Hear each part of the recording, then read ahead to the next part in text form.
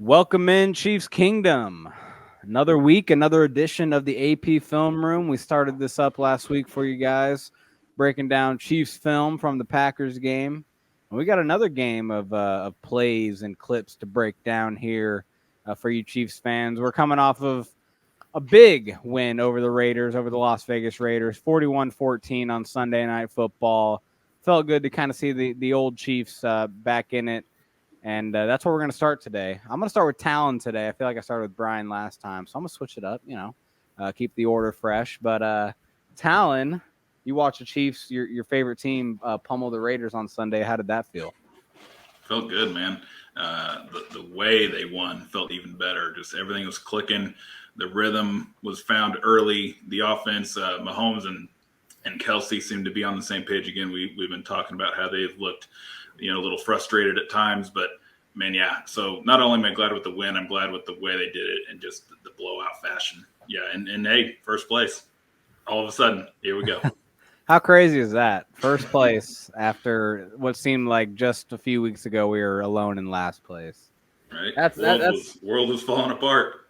that's the thing about the NFL. It really is. It really can just turn that quickly.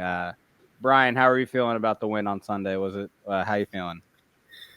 I think first I'd be remiss if I didn't, bring up the fact that first week we do this film review show, the game immediately following, and it's like the Chiefs of old, man. And maybe I'm giving us too much credit, but it could be coincidence. It could not. But no, if there's ever a team to blow out, it's the Raiders. And for some reason, it seems like the only team that Andy Reid's Chiefs ever blow out these days is the Raiders. But hey, as long as we're winning games, I feel like even though I wasn't around in the 70s and 80s, I really do have that like hate inside me for them, as harsh as that sounds. So Sunday felt good, and now I think everybody's is so excited for Sunday's game coming up, but that's for another time.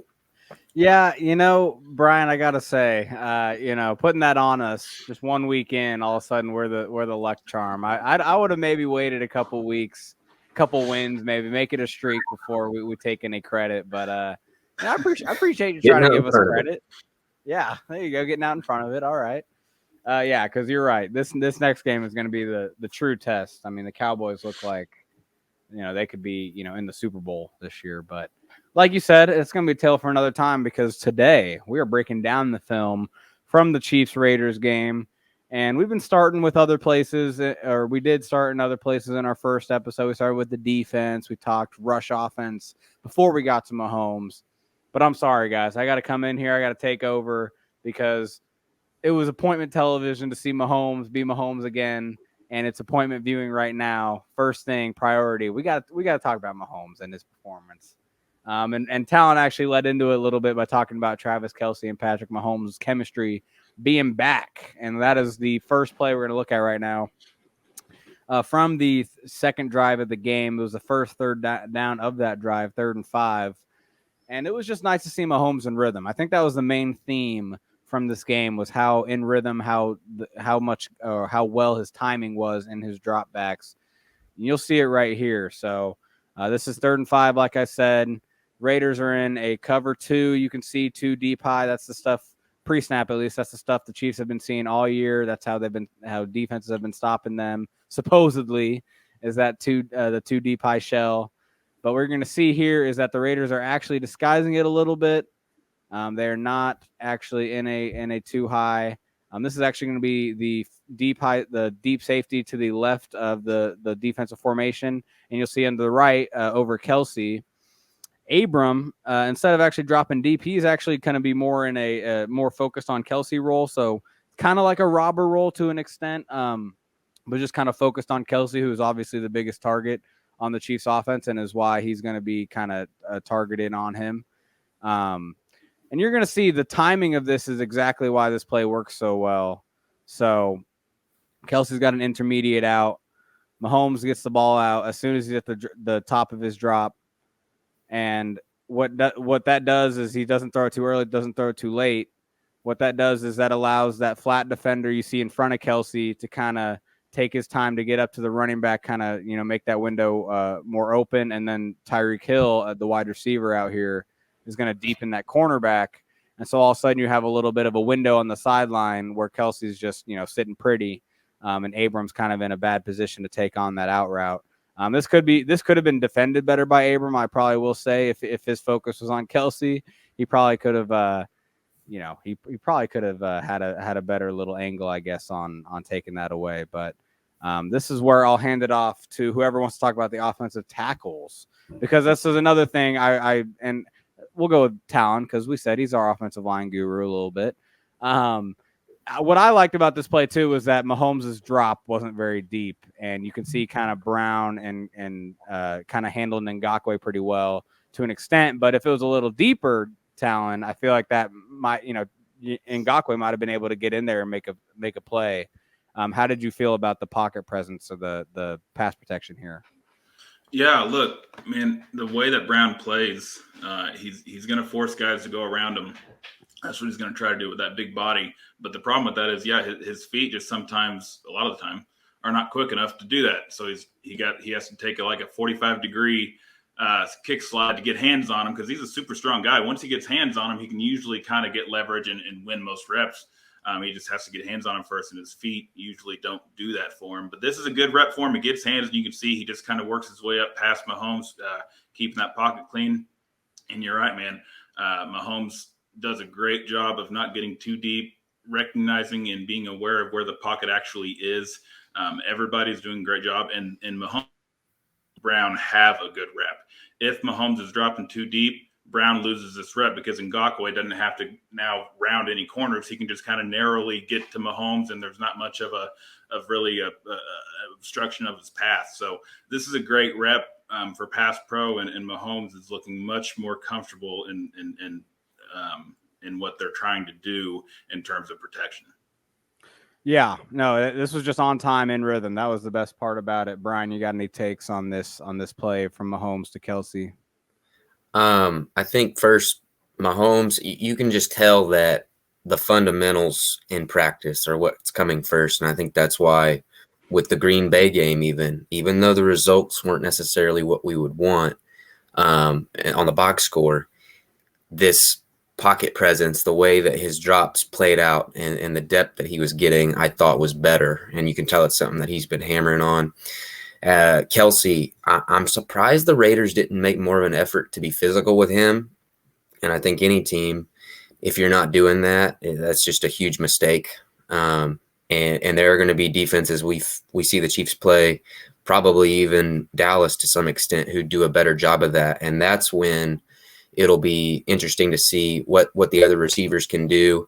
I wonder if that's where Andy Reid, when he says, hey, Josh Gordon's time is coming to actually be productive, maybe that's what he's alluding to is situations like that when defenses are a little more intentional about taking Kelsey away.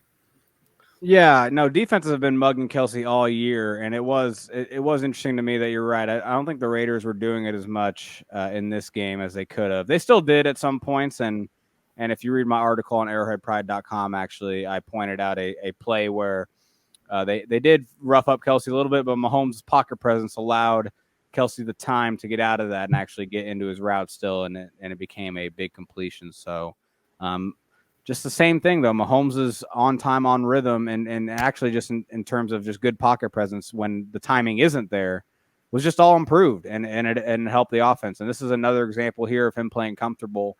So Chiefs are in an empty set, no running backs. Raiders respond to it. Looks like they're going to be in too high with man underneath. Looks like you got a man defender for every receiver coming off the line of scrimmage, plus two safeties. But when you see after the snap, you see again that robber roll. This time it's much more easy to see. Abram comes down from that left high, I guess from the offensive formation, it's the right safety come into a robber roll, and that left safety takes a deep roll. Now, this is where it's really cool this is where film's kind of cool, because you can see Mahomes' brain working here, not from this angle because it's hard to see, but let's wait till the end zone angle. So what's going to happen is that Mahomes is going to drop back. You can't tell from here, but he's looking at Noah Gray, just seeing maybe if he wants to test him. nope, I'm gonna go to my second read. My second read, his eyes look to Pringle. Well, that robber came down and took Pringle's vertical away. So he goes directly to his third read, which is McCole breaking wide open across the middle. And it's just really cool to see. He went through 3 reads just that quickly, that comfortably, without really panicking at all. And it became a huge play for the offense. And that's where that robber roll, that post snap stuff really comes kind of interesting. Is that, before the snap, he sees too high. And so he probably does think Pringle is going to be open across the middle right here. I mean, he thinks that's going to be an easy completion.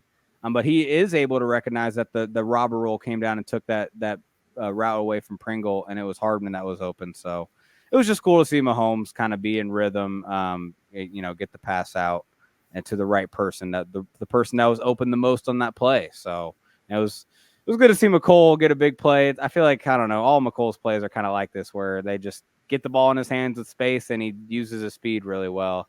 Kind of wish we'd see a little more from McCole still. I don't know if you guys have any McCole takes, but this was a good play by him. He got open and he made a big play. Yeah, I think McCole's still trying to shake the pick that could have been DK Metcalf, right? I mean, he's been decent. He's not been second round pick worthy. I don't think anybody can make that argument. But he's like this play right here is a perfect example of why you take a guy like this. And in an offense like the Chiefs run, man, this is like, you see this and you're like, duh, this is why you do it. But he doesn't do it enough. It's just not consistent enough. And it's Mahomes clearly trusts the guy. He's given the ball to him.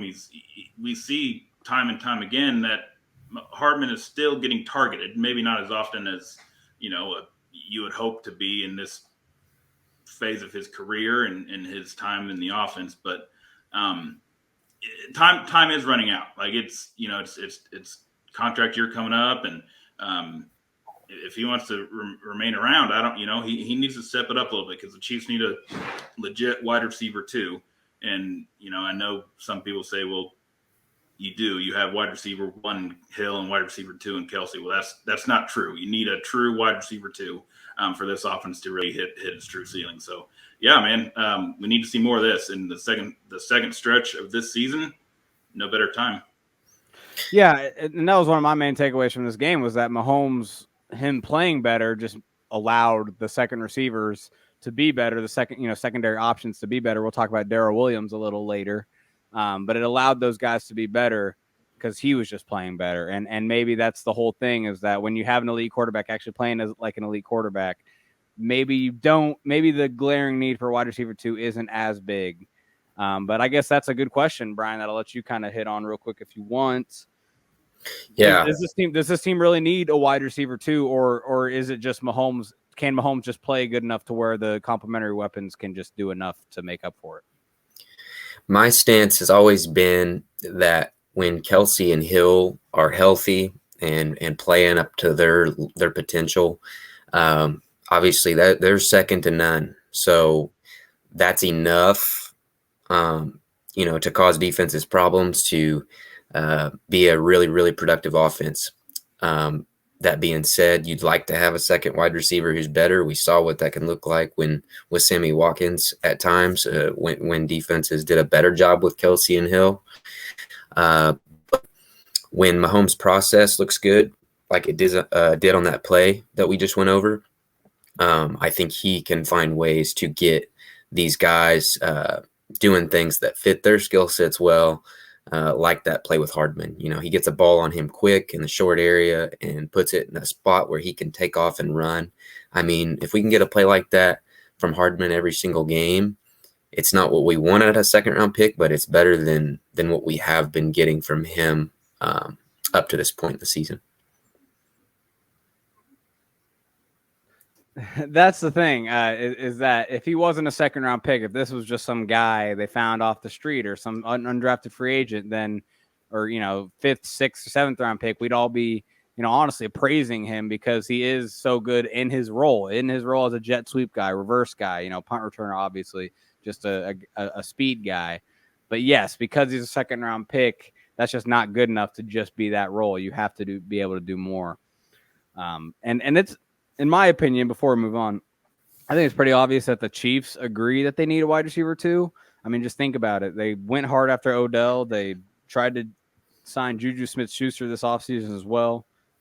Excuse me. And this is the first season they didn't have Sammy Watkins, who they obviously kept around for a reason, even as he was being paid probably more than he was worth. But he's kind of shown, now they're kind of showing why maybe he was worth that much because of how important it is to have a wide receiver too in the offense. But one last Mahomes play before we move on.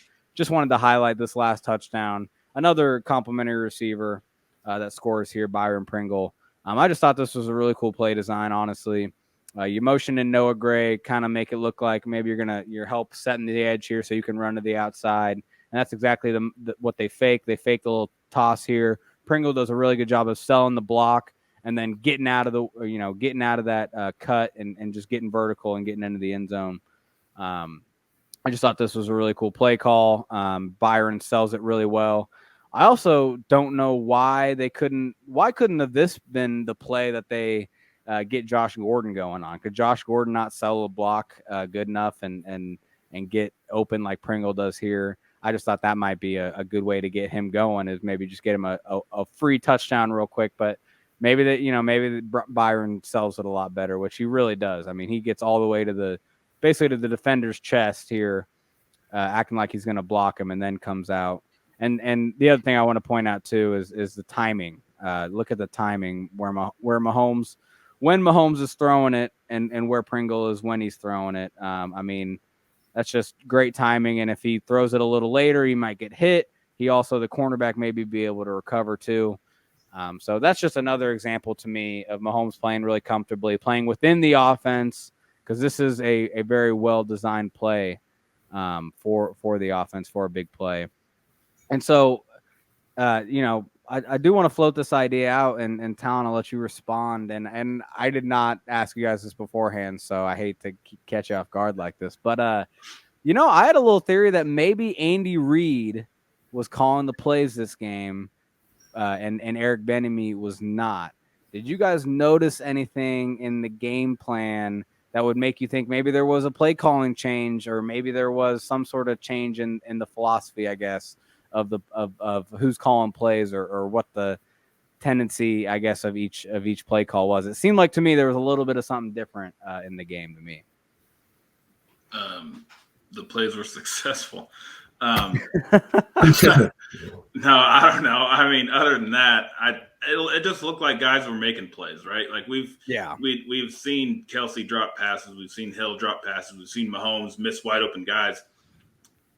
And there may have been a change in who was calling the plays. It very well could have happened, but to me, it looked like guys were just executing and just stepping up their game a little bit and being on the same page.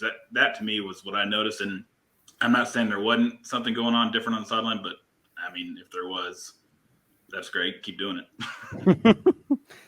Brian, do you have any? Am I just crazy? Am I just making that up, or what do you think? Well, no, we've seen that floated around a little bit. Not just from you, Ron. I've seen that floated around on Twitter and things like that. And it's hard to speculate on it because I don't know that we'll ever get the information. We certainly won't get it from Andy Reid. I mean, Andy Reid, if he was calling the plays tonight or on night and wasn't in prior games, he would never say such. So unless it gets leaked out in another way, we'll probably never know. But to Talon's point, I mean, just freaking keep executing like that. And, Mahomes can be calling the plays for all we care, as long as these guys are playing up to that potential. And Pringle there, it's a good example of when the offense is clicking, he does the little things right, like selling that route. He does the little things right enough that I think he is a solid weapon. And he's been making, it seems like, a play every week where you're like, whoa, this guy, he's earned this role, and I'm excited to see what he does here down the stretch, especially if the offense continues on this trajectory. Yeah, no, I've always liked Pringle. I maybe have overestimated how good he could be. I kind of thought he could always be, someone that could maybe replace what Sammy did, and I think it's safe to say he's probably not doing that, but he's a really solid wide receiver 3, wide receiver 4, kind of just that reserve receiver. So gotta love Byron, a special teamer dude that kind of made his own way as a receiver. So, but we're getting off the finesse talk, the skill position talk. We're getting down and dirty in the trenches now. Talon, I'll let you take it away here. We're looking at a run play. I believe it was in the second quarter, third drive of the game. Talon, what you looking at here? Yeah, so the first thing you want to look at here is the box, and you got 6 guys in the box. Now, when I say the box, I'm looking tackle to tackle, and then about 5 yards deep, and anybody around the line of scrimmage. So yeah, that 7 technique outside of Brown is still in the box, even though he's outside the tackle. He's still in the box because he's on the line of scrimmage. Same with Max Crosby. So you got 6 guys, 2 linebackers, 2 down linemen. Dude, you have a tight end and 5 linemen. You got a hat on a hat. Run the ball, right? That's my first thought, is run the ball, and that's exactly what they do. And you see the results. Everything works to perfection. Every single guy in the box is blocked, and you see the result. You get a huge gap, a huge chunk play.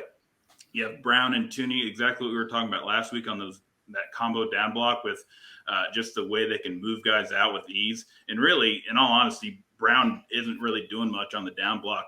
Tooney really handles it really well on his own, and then Brown is just kind of there to help out a little bit, and then he sheds off perfectly timed on the linebacker, second-level blocking to a T.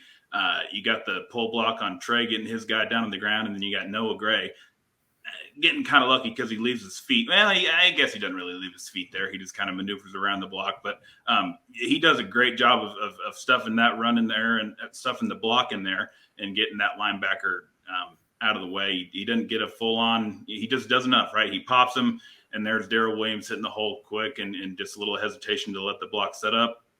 Gets in tight behind that wall, and he's off to the races, man, off to the open field. I'll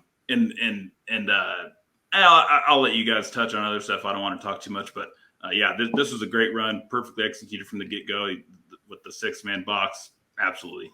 Let's get the ball on the ground. Yeah, man, I totally agree. They need to spam this more, like I've said over and over. I feel like I do have a question, Talon, though, while I'm looking at this. So 52, the linebacker that Gray meets in the play or in the hole. Mm-hmm. Do you think he sucks down too far into the line of scrimmage? Should he have stayed kind of more square? Because I feel like he does kind of set up Gray a little bit by getting so deep close to the line of scrimmage that Gray just kind of needs to, he's almost kicking him out too, right? Like instead of just meeting him in the hole, he's kind of kicking him out the same way like Trey just kicked out his dude. Do you think that really helped Gray, maybe, that the linebacker got that close? Maybe a little. You may want to see, the defense might want to see 52 stay a little bit closer to Brown there. But if you do that, they're always taught to funnel inside, right? That's where your help is. You don't want to funnel outside. You want to funnel in. So he's probably thinking, let's get outside leverage on this and funnel him back inside to what little help we have. Because if he goes inside and Gray pins him in and Daryl bounces it out, same result, maybe even worse. So I think he's just trying to maybe do something to funnel back in. He might be a little too wide. But I think just the way the offensive line collapses the defensive tackle, there's not much 52 can really do in his role because the 3 technique is just getting blown out. Yeah, and you're right. He probably is, expecting, hey, maybe my backside linebacker can get over that down block and be right there. So when I funnel him inside, it gets cleaned up. But nope, Brown took care of that. Bryan, I'll let you kind of go if you got any observations from this beautifully well run counterplay.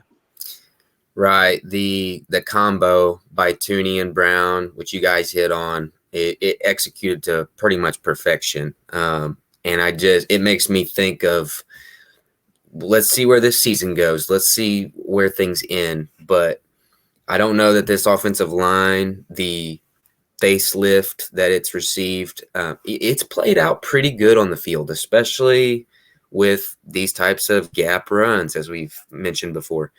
And if this team ends the season the way they want to and really makes a run at this thing and everybody else, plays up to that level, I can't wait to see what that narrative is, because I don't think these guys on the interior especially have gotten the national love that they probably have earned with their play, but the team just hasn't won enough games up to this point. So that's something I'm thinking about as we go down the road.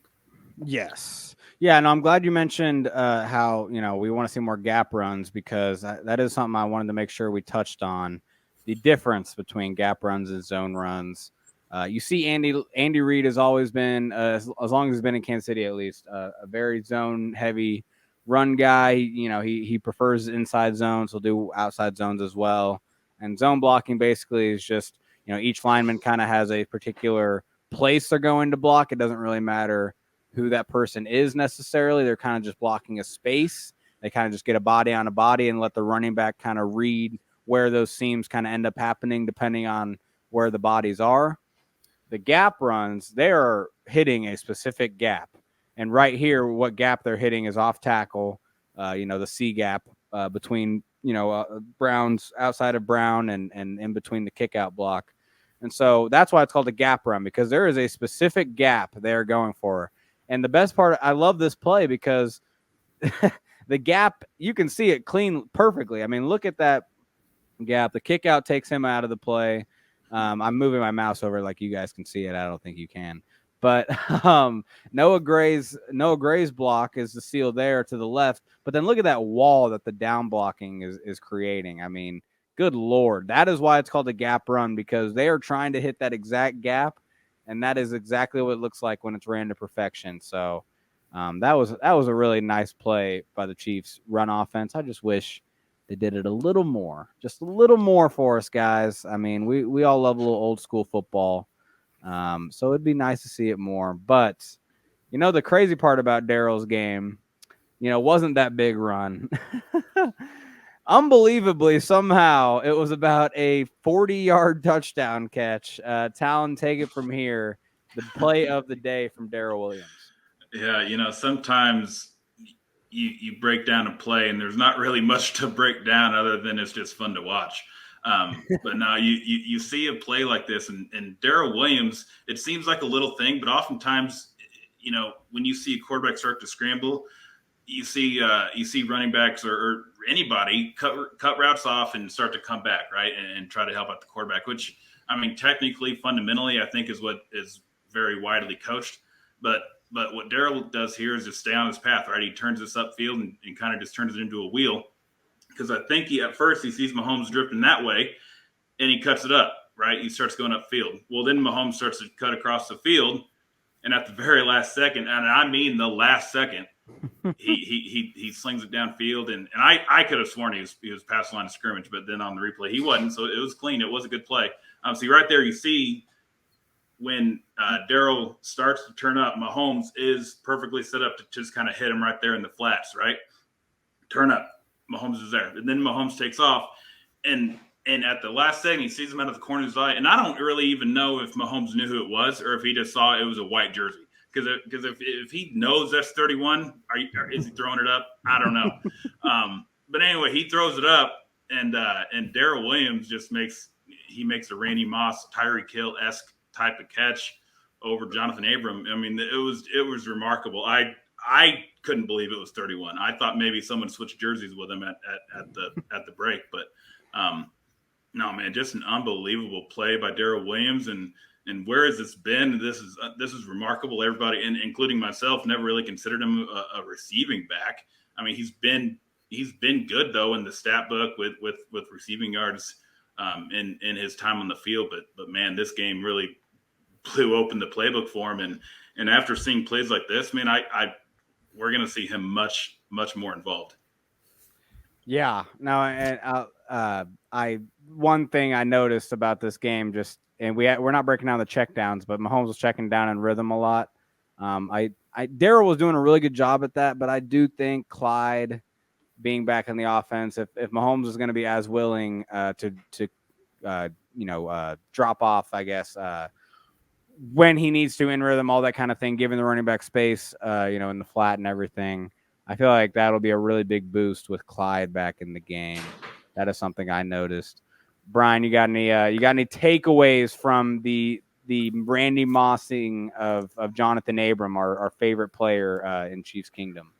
Man, that was the first thing I was going to say. Like, does my heart good just to see Jonathan Abram getting dunked on by a running back. I don't know, what are we, 40 yards downfield? And then also your point about Clyde. I'm excited to see him because I think he's going to come back, hopefully, with a little bit of a new 100, fresh legs. All these other guys have been playing a full 10 games season, and he's kind of had that chance to rehab and reset. So I think you make a good point there. But and of course, this is a little bit of Mahomes magic. When he let that ball go, I just knew we were going to see Kelsey streaking behind some linebackers, something normal. And then it's one of those plays where ball's in the air, and you think it's interception all the way, and but there's some art in the way that he throws that ball, and I don't know. We're going to pretend that he knew that outcome was much more likely than it probably was. So yeah, no, I agree with Talon. I agree with you, Talon, on the fact that I don't think he knew that was Daryl when he saw him out of the corner of his eye. He also, this is severely underthrown, honestly. He probably thinks when he lets this go, he's probably thinking, all right, I'm putting this in the back corner of the end zone. Still shot here. If he puts this in the back corner, if that is, a receiver, he's probably outrunning Abram to the back corner. Severely underthrown. And that's the other thing too.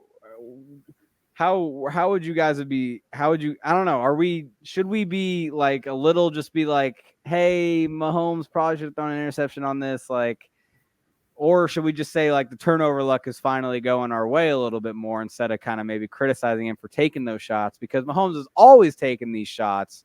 It seems like this year they've resulted in bad plays more than they haven't. I don't know. Should we praise Mahomes for this play necessarily? Talon, I'll throw it back to you. Do you think we should be praising Mahomes? That's a really good point. Had this been an interception, had this been 2 weeks ago, this is a much different conversation. And I don't know. Are we praising Mahomes? Right. It's not a great decision. Probably it's not the best ball in the world, but Daryl Williams makes a hell of a play. So he bails Mahomes out. I'm not necessarily thinking this is a great play from Mahomes. I think this is a great play from Daryl Williams, and Mahomes just happened to be a part of it.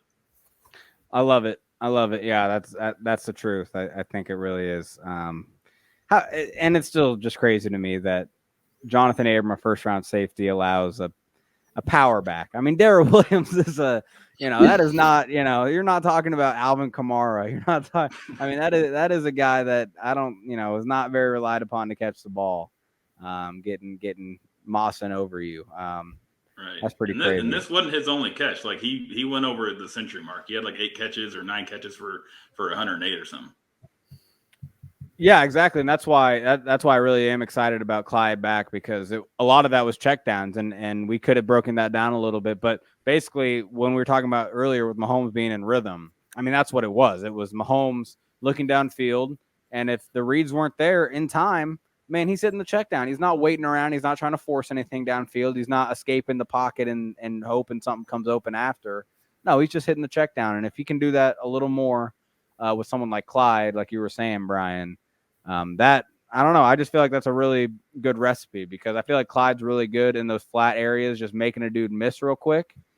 I think Daryl actually does a pretty good job at it too, from what I've seen recently, but Clyde just has a little bit more shake, a little bit more lateral agility to get that done. But let's flip over to the defensive side. Got to give the defense love. They've been on a roll, on an absolute streak these last few games, 3 games straight of really good defensive play, in my opinion.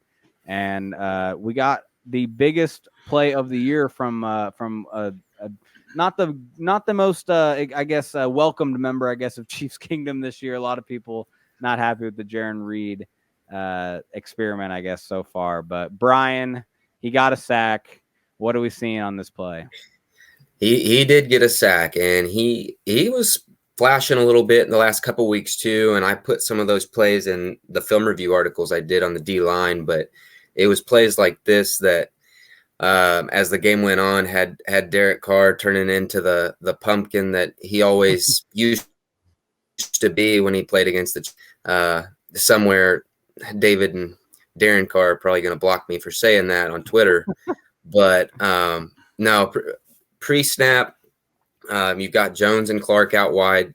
I mentioned before, this is probably D-line wise your best 4 pass rushers you can get on the field. There's an argument to be made for Wharton, of course, but Jones and Clark are out wide. Reed's over the center in a shade technique, or actually he might be head up on the center. Kind of hard to tell from the angle.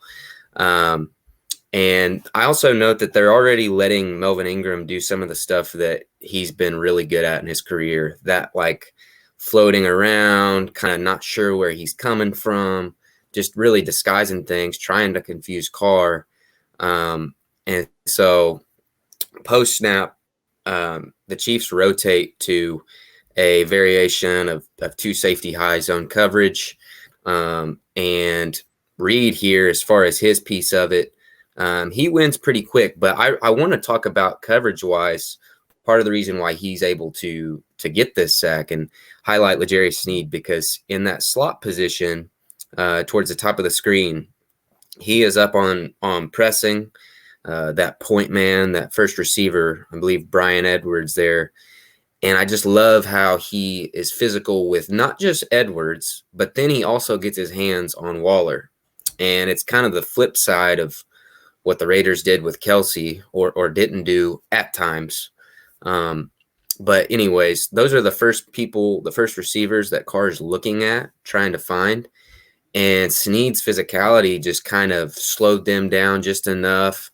And also he then passes these receivers off to other zone defenders around him, and stays true to his zone that he's kind of floating in there. By the time Carr has looked at Edwards and Waller, it's too late, because Reed has won his rep, and won it pretty cleanly. This is one of the best one-on-one pass rush reps we'll probably see out of Reed all year. And, hey, better late than never. So hopefully we continue to see him use his hands well. I feel like he uses his hips well here. Offensive lineman, maybe not so much, but hey, we'll take it. We'll take it. Man, I love that point you made about Sneed. You're so right. I mean, he completely disrupts 2 receivers' routes, timing wise, and that's exactly where Carr was looking. If from the end zone angle, you can tell that's where Carr wanted to go. He was looking that way, and yeah, Sneed had an absolute great game. I mean, when you're talking about open field tackling, coming up and making tackles, short of the sticks, that was, I feel like, the thing that stuck out the most. But made a lot of good plays in coverage too, and this is one of them that's not gonna, people aren't gonna see this play, and this is exactly why we're trying to do this, guys. Listening and watching here, I mean, this is exactly the kind of play that no one's gonna see, because all the attention's on the pass rush here. There's not going to be a replay on Sneed, disrupting the timing of these routes and basically allowing Reed the time to get in the backfield and make a sack. So, yeah, this is a good time to point out that, I mean, we're seeing L'Jarius Sneed play like a Pro Bowl type of player right now, honestly, and he's one of the best playmakers in the secondary, and that's saying something right now, because there's a lot of good players. Everyone's playing well in the secondary right now, besides a certain number 49, but we exclude him from the conversation at this point. We're not reviewing any Dirty Dan snaps. Talon, I'll let you if you have any takes on L'Jarius Sneed first of all, but if you're seeing anything else from this pass rush too, because I do think it's an interesting kind of formation that they set up in. Yeah, I love the execution. I love the design of it. How Reed widens his path to attack the guard head on, and Ingram's coming underneath because. Think about it. If you have Jaron Reed and Melvin Ingram coming at you in both B gaps, who are you going to double team? You're going to double team Melvin Ingram. So Jaron Reed has one-on-one with a guard who's already going to have outside leverage on him. So he gets more outside leverage to make sure that center doesn't slide back over. And once he has that room, that gap, he just slides off and rips through. And luckily, Derek Carr has nowhere to go but right into Reed. So yeah, I think the work done by all 4 of these down linemen is remarkable.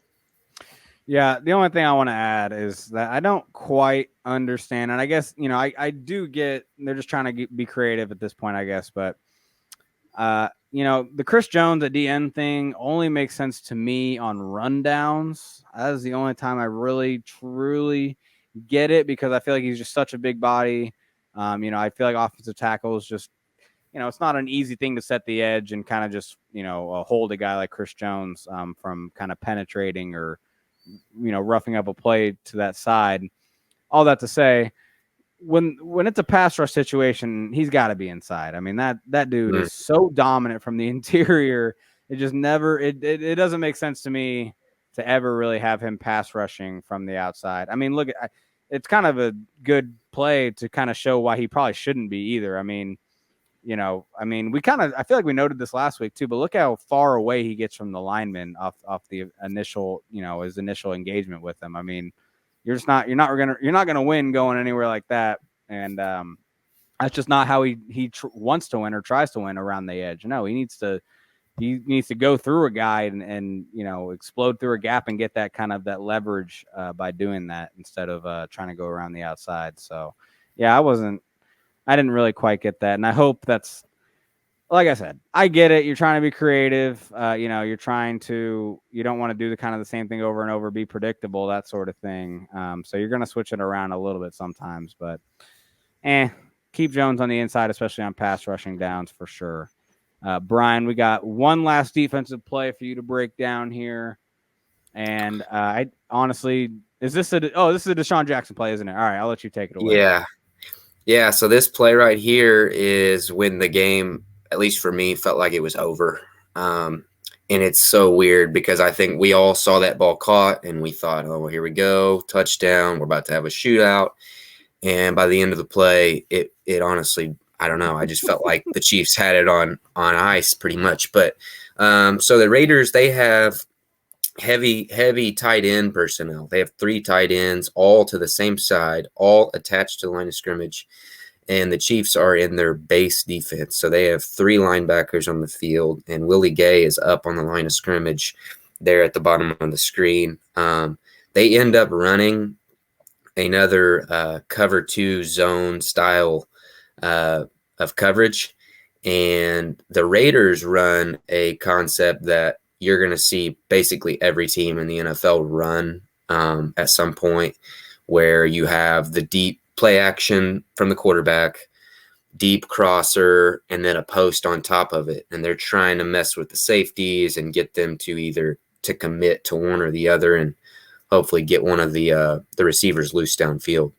And I think the Chiefs, even though it's completion, I wanted to point out, I think they played this pretty well. The safeties end up carrying with the receiver who is on their side of the field. So like you see Thornhill on the bottom, he stays with the deep crosser. Matthew at the top, he stays on the post, and there's a little subtle stem where at Deshaun Jackson towards the top, he starts to stem towards the numbers, and that gets Tyron to open his hips. And that was enough to get Deshaun a little bit of leverage where he wanted towards the inside. But Matthew does a pretty good job recovering, and enough so that, and we'll see it later on the end zone view, Matthew does almost pick this ball off. It's not something that people just said and you look back and it's not really the case. I mean, I think he had good reason to kind of sell out on this play and take a chance. He lays out. I mean, that's a play that Tyrann Mathieu, if anybody, is going to make. Unfortunately, he just didn't. And that's when I want to point out Fenton here, because Fenton was a flat defender. I mean, he was really looking for things to leak out shallow, and nothing came. So he's then shifts his eyes downfield as the ball's thrown and hustles his tail off and does a good job here punching that ball out. That's something I want to see more from this defense. More intentional effort to knock the football out, because that's what teams have been doing to them, and it's worked. So I don't think it's just a Chiefs issue. I think it's a thing where ball carriers will fumble if you do things like Fenton does here and really make an effort to knock it out. Yeah, I love that point. They do need to be more intentional about turnovers, especially when you play with an offense like, I know they haven't been playing like it this year, but with Patrick Mahomes' offense, I mean, you play aggressive because, just getting 1 or 2 turnovers could be the difference, when your offense scores almost every time they touch the ball. Like I said, maybe not this year as much, but in usual terms. I do have a question, though, Brian. When you talk about Fenton in his original coverage, it looks like you said, he's kind of just he has that side, in case anyone leaks out. But I feel like Willie Gay kind of also is in that situation to where he can kind of take care of that too. Now that those tight ends are both blocking, he sees that 87 could be a leak. Would you want to see Fenton, knowing that Gay is down there, maybe just get deep naturally a little more? I mean, he does get deep, I guess, pretty good.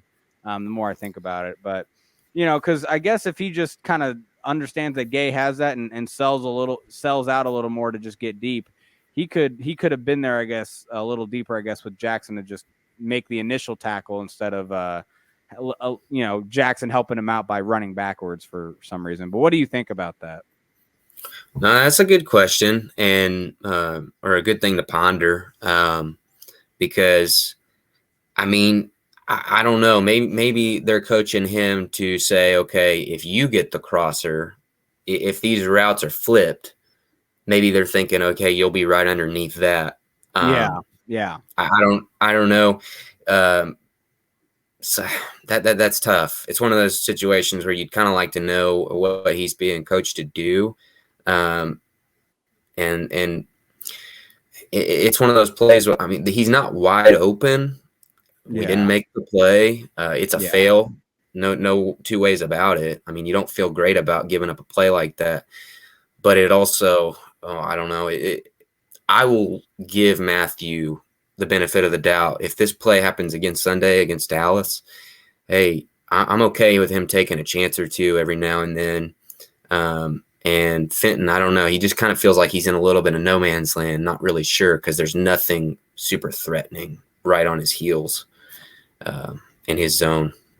Yeah, and it's not like the post. It's not like you could see Jackson, coming across the field in that post until way later. I mean, it looks like Jackson's running something to that side of the field for a lot of his route anyway. So, no, I was just curious. Talon, you see anything from the coverage, or do you want to look at the pass rush? What are you zoning in on in this play? Yeah, it was funny. I was watching Fenton a lot of time too, and to your point, Ron, I think he plays this, as almost as well as he could have, because you don't want to bail out too soon in this coverage, because if you do have a late crosser, they're going to get in behind Gay.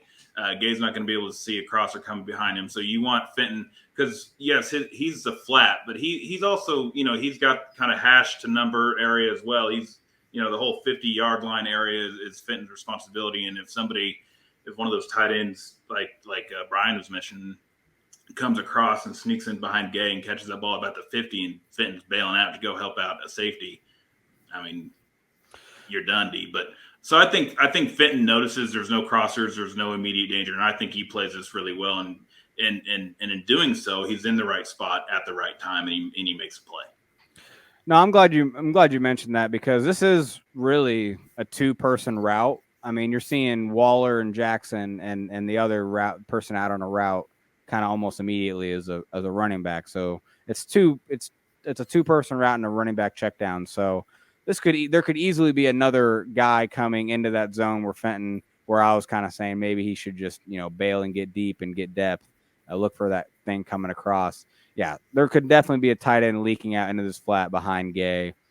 I think you're right. I think Fenton does play this really well, and I think the Raiders just had a really good play design, wrote up. I mean, they know that, they probably know that Waller is going to get that extra attention. They're going to know that Thornhill's going to kind of close in on Waller, not allow that pass to happen there. So they kind of know that it's going to give them even more space behind that to get it to Jackson. And yeah, Brian, I'm glad you're praising Matthew a little bit here, because that's what playmakers do is go for those plays. And yeah, he didn't make it that time, but it could absolutely be, the next time he sees that play, it could absolutely be an interception. I honestly did not remember how close he was to picking this off. So I'm glad you're mentioning all this, because I mean, golly, it looks like it goes right through his hands at that angle. I mean, might have. Yeah. Jeez.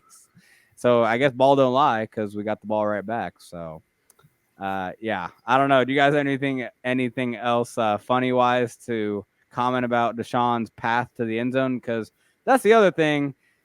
I mean, he should probably score a touchdown here. I mean, he has a step on everybody. Matthew just fell down. I mean, where is the rationale for him to try to turn around right here? I have no answers. I don't know. You guys probably don't have any answers either. I think it's just maybe an instinctual problem with him. Like, I don't know. That's just such a reactionary thing. I don't think he thought about it. That's just how he reacted to the situation, and it was wrong. It looks goofy, and it cost his team any chance of being in the ball game. Yeah, I agree. I think he was just kind of trying to make a play, and I don't know if he realized that Fenton was closing in that fast, because he looked like he was kind of taken off guard by his presence right there, and he's like, "Oh, what do I do?" So I think he probably had in his head he had a clear shot to the end zone once he saw Matthew on the ground, and then all of a sudden Fenton's right on top of him. So I think he kind of hesitated and panicked a little bit, and you see the result. Yeah, I think that is what it is. He just kind of panicked all of a sudden. But before we close out here, is there any chance, guys? Is there any chance that Deshaun Jackson, former Eagle, loves Andy Reid, has always praised Andy Reid. Is there any chance he's a double agent and went to the Raiders to, blow him up from the inside, blow up that AFC West lead they had and kind of help out the Chiefs? Is there any chance? I mean, come on, there's got to be some sort of chance, right? Because that play kind of points to it. I mean, he made it pretty obvious there. I don't think anything is 0% chance. So I think you're onto something. You're telling me there's a chance. Man, I just wish he'd have came and helped us. He could have helped us out a little bit, I think. It's interesting. I feel like he could, but I mean, if isn't he kind of just what McColl does at the same time too? I mean, I guess he's a better deep threat, but in theory, you'd think McColl could do kind of what Deshaun Jackson can bring you at this point in his career, at least. I think we just saw what he could bring us. Yeah. A win by being a double agent and fumbling the ball away. So, yeah. Yeah, no, that was a fun win, guys. It really was. They're not all going to be that fun. That's for sure. It's going to be a tough road from here on out. They got to win most of every game for the remainder of the season to get to be in a good position in the playoffs, at least. The AFC is so much of a crapshoot right now. They could probably lose a few games and still make the playoffs. But yeah, it's going to be interesting, guys. We're going to keep breaking down these games each week as they come. We got the Cowboys coming up next week. They're also a primary cover 3 team. So we're going to see another team, and that's something I don't know if we mentioned too much tonight, but the Raiders are a very primary cover 3 team. Gus Bradley, former Chargers DC. He likes running that one high stuff, and the Cowboys are going to be doing the same thing. So another chance for the Chiefs to kind of get out of their funk by playing teams that aren't going to too high them to death. And so that'll be kind of fun to break down next week. So I'll let you guys get your parting shots. It was fun tonight, guys. Let them know where they can find you on Twitter and what else they need to know from you tonight. Yeah, looking forward to that Dallas game as well, and that's going to be a good test for the defense. They've been playing lights out. Oh yeah. Now it's all right. It's heat check time. If you want to locate me on Twitter, I'm at Coach Graff 34. Follow anybody that's an Arrowhead Pride contributor or affiliated with AP. Man, it's great content, and they're cranking out stuff, and not only articles but just Twitter space, man. It's cool stuff. So, but thanks for listening, guys. I really appreciate it. Looking forward to this thing continuing to grow. Yes, sir. Thank you so much for joining us again, or maybe for the first time. My Twitter handle's there at Bryan Stewart _, and I'd echo about this Cowboys game coming up. I think it's the biggest game of the season, and I think it could be such a big hinge game, if you will. If we win going into the bye, I could see this team not losing another game. But that's a big if. Like Talon just said, defense, probably their biggest test they'll get all season. So let's see what happens. Let's see if they can keep it going. Yep, and we'll break it all down next week, guys. We'll be coming to you before Thanksgiving. You get your food in your belly, and we're hoping it'll be another Victory Monday, a fourth straight victory. I guess it's Tuesday now, but hopefully another win. Hopefully another Chiefs win. Appreciate you guys listening. Keep checking us out on arrowheadpride.com. Check out the podcast network. Like they said, check out everything on Twitter. Check out our Instagram page. Check out our Facebook page. Check it all out. We really appreciate you guys following along, and we will see you guys next week. Thank you.